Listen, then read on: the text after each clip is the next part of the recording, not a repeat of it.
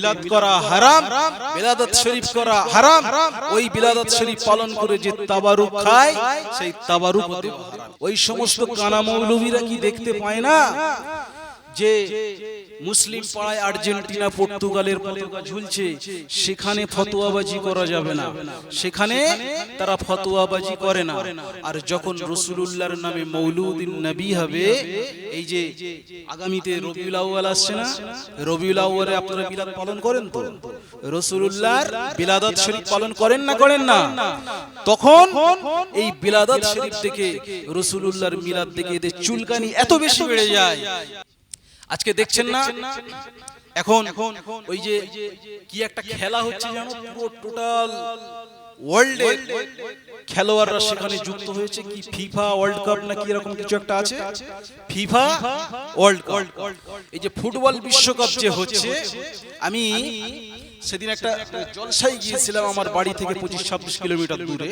তো মুসলিম পাড়ায় ঢুকতে গেলে যে পথটা আছে সেখানে দেখলাম যে আর্জেন্টিনা পর্তুগালের পতাকা টাঙানো আছে।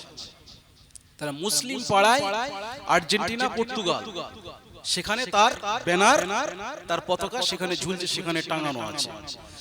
এই সমস্ত মৌলবীরা যখন সাধারণ মানুষগুলো আল্লাহকে পাওয়ার জন্য, রসুলের আদর্শকে আঁকড়ে ধরার জন্য, ওলি আউলিয়াদের সহবতে যখন থাকতে চায়, তখন কাটি মেরে এই সমস্ত সাধারণ মানুষদেরকে পথভ্রষ্ট করার জন্য ওলি আউলিয়াদের কাছ থেকে সরিয়ে দিতে চায়।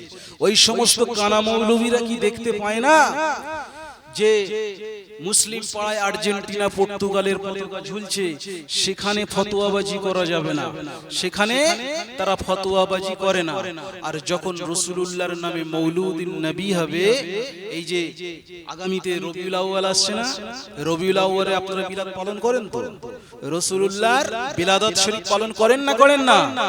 তখন এই বিলাদত শরীফ থেকে রাসূলুল্লাহর মিলাদ দেখে এদের চুলকানি এত বেশি বেড়ে যায়, তখন বলতে থাকে মিলাদ করা হারাম, বিলাদত শরীফ করা হারাম।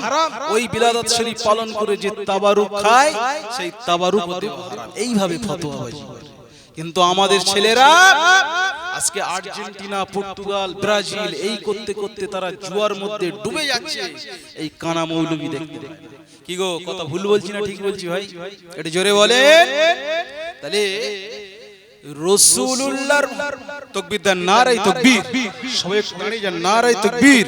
আওলাদে মুজাদ্দিদুজ জামান, আওলাদে মুজাদ্দিদুজ জামান, সিলসিলায়ে হক ফুরফুরা শরীফ, সিলসিলায়ে হক ফুরফুরা শরীফ, জনাব পীরজাদা হুজুর কিবলা, জনাব চাজান হুজুর কিবলা, আওলাদে মুজাদ্দিদুজ জামান, সিলসিলায়ে হক ফুরফুরা শরীফ।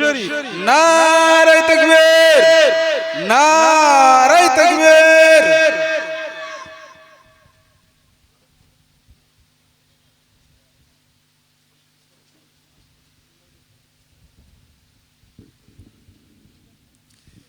ভাইজান বসে যান।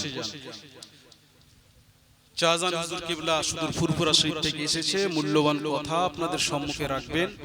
তবে আমাদের ধৈর্য ধরে আমাদেরকে এই মেহফিলে বসতে হবে।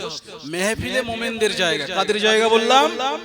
মেহফিলে মোমেনদের জায়গা, মেহফিলে ইবলিস শয়তানের কোনো জায়গা নেই। সেজন্য ওই সমস্ত আলেমদের থেকে আমাদেরকে দূরে সরে থাকতে হবে। আল্লাহ পাক রব্বুল আলামিনের হাবিব আমার দয়ার নবী একটি হাদিস বলেছেন, হাদিসটি বুখারী শরীফের ভিতরে এসেছে। হাদিসটি হলো আমার রাসূল বলেছেন, মান আদালি ওয়ালিয়ান ফাকাদ আযানতুহু বিল হারব। জোরে বলেন না সুবহানাল্লাহ। রাসূল বলেছেন আমার আল্লাহ পাক দুই শ্রেণীর মানুষের সঙ্গে যুদ্ধ করবে। কয় শ্রেণীর মানুষের সঙ্গে যুদ্ধ করবে? দুই শ্রেণীর মানুষের সঙ্গে আমার আল্লাহ নিজে যুদ্ধ করবে। এক নম্বর হলো যারা আল্লাহর ওলিদের সঙ্গে যারা দুশমনি করবে, আমার আল্লাহ বলেছেন আমি তাদের সঙ্গে যুদ্ধ করব।